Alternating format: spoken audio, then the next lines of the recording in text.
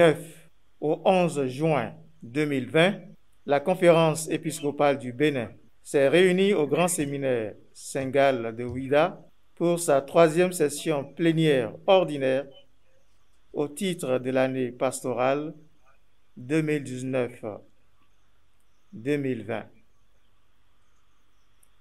En dehors de la vie dans les séminaires et de la formation des futurs prêtres, qui constitue le thème traditionnel de cette dernière session plénière, les évêques du Bénin ont analysé en profondeur les implications de la crise sanitaire mondiale liée à la pandémie de la COVID-19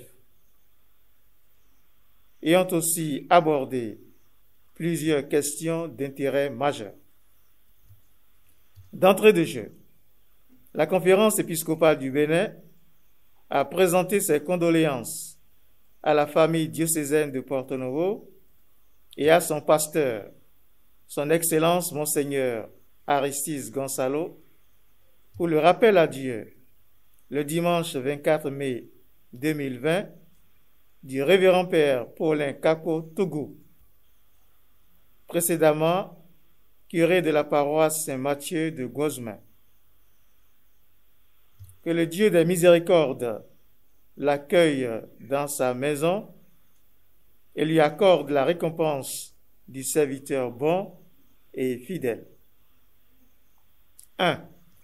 Tout au long de leurs travaux, les évêques du Bénin ont examiné les dossiers des petits séminaires. Ils ont tout autour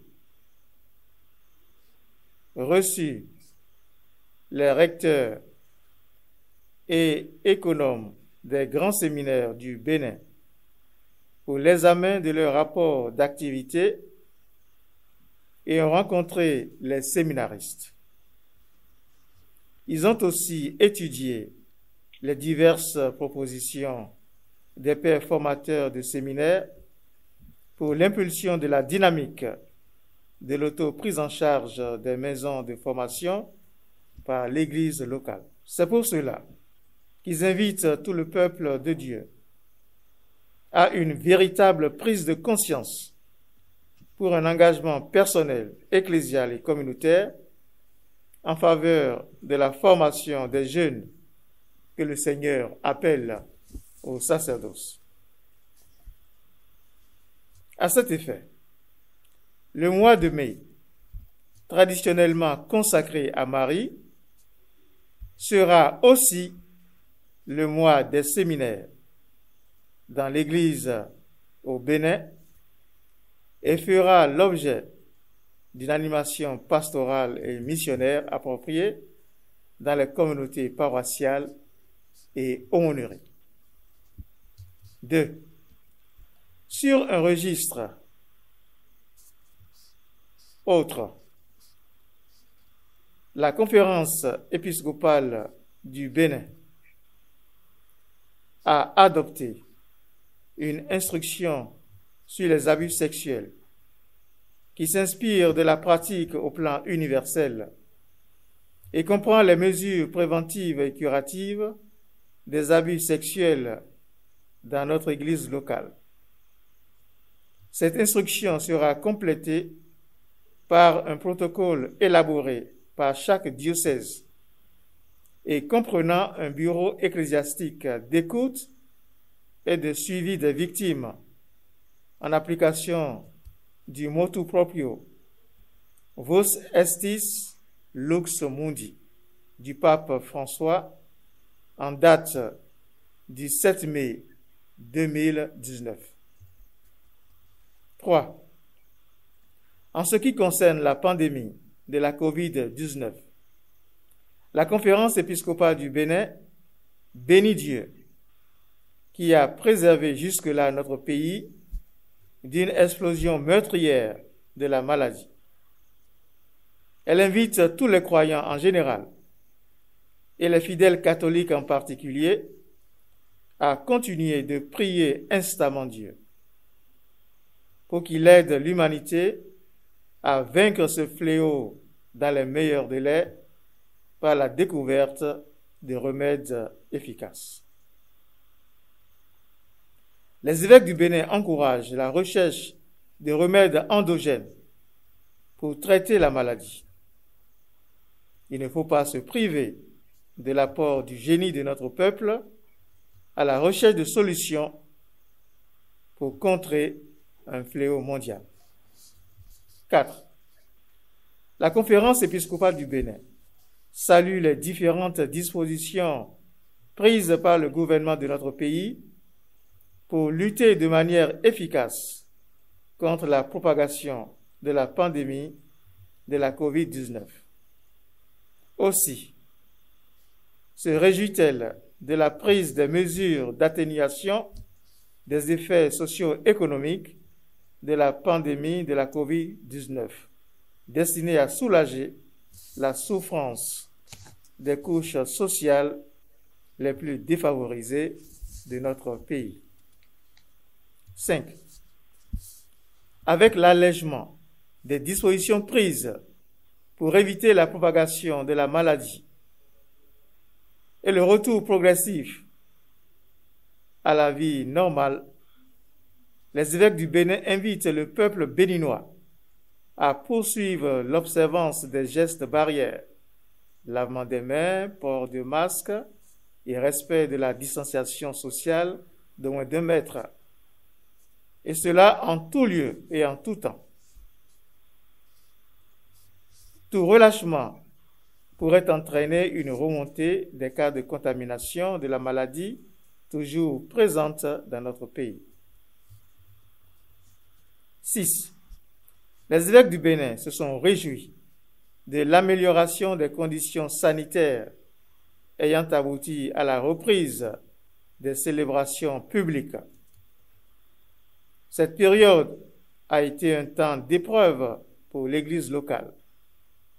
Et comme tout concourt au bien de ceux qui aiment Dieu, Romains chapitre 8, verset 28, ils invitent chaque diocèse à en approfondir les implications théologiques, pastorales, économiques et financières pour l'avenir. 7.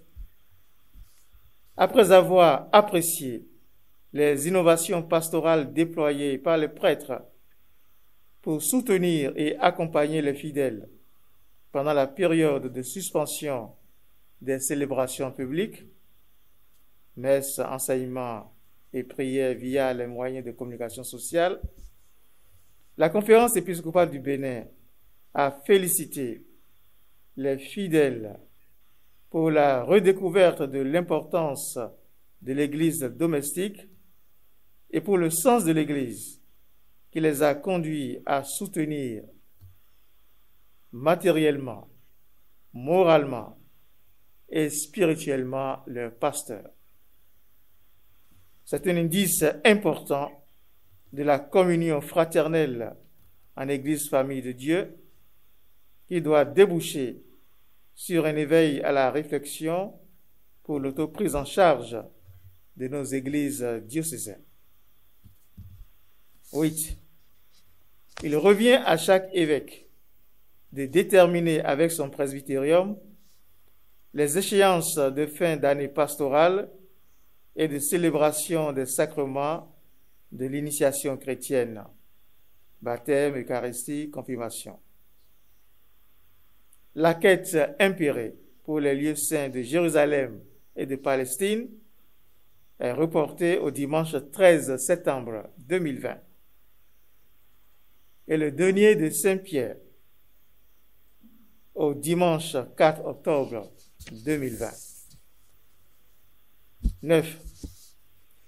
Le 10 juin 2020, dans la chapelle du Grand Séminaire Saint-Gall de Ouidah, la conférence épiscopale du Bénin a célébré avec joie les 20 ans d'épiscopat de nos seigneurs Fidèle Agbachi, Clefelijo et Martin Adjou, respectivement archevêque émérite de Parakou, évêque de Kandi et évêque de Ondali. Elle souhaite pour chacun d'eux un ministère épiscopal fécond au service du peuple de Dieu. Dans la même ligne, les évêques du Bénin présentent leurs félicitations à son Excellence Monseigneur Antoine Gagné, archevêque émérite de Cotonou, pour ses noces d'argent épiscopales qui seront célébrées le 20 août 2020. Ils implorent sur lui l'abondance des grâces divines. 10. La conférence épiscopale du Bénin porte à la connaissance du peuple de Dieu que durant ses assises, elle a reçu de Rome un courrier de la Congrégation pour la doctrine de la foi portant renvoi de l'état clérical de M. l'abbé Mathias Vigan, c'est-à-dire qu'il n'est plus prêtre de l'Église catholique. Cette sanction pénale a été notifiée le 30 mars 2020. 11. Par ailleurs, les évêques du Bénin déplorent les affrontements entre éleveurs et agriculteurs survenus il y a quelques jours à Gongon, arrondissement de Guéné, dans la commune de Malanville, et qui ont occasionné d'importants dégâts matériels et des pertes en vies humaines des deux côtés. Ils encouragent les forces de l'ordre et les autorités à divers niveaux à tout mettre en œuvre pour le retour au calme et la coexistence pacifique entre ces deux entités sociales. 12.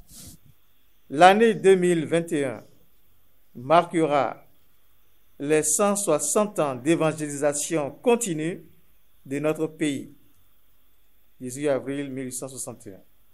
En même temps que le 10e anniversaire de la signature de l'exhortation apostolique post-synodale Afrique Munus, 19 novembre 2011, par le pape Benoît XVI dans la basilique de Ouidah. À cet effet, les évêques du Bénin confient au grand séminaire syngal de Ouidah l'organisation d'un colloque pour marquer ce double événement.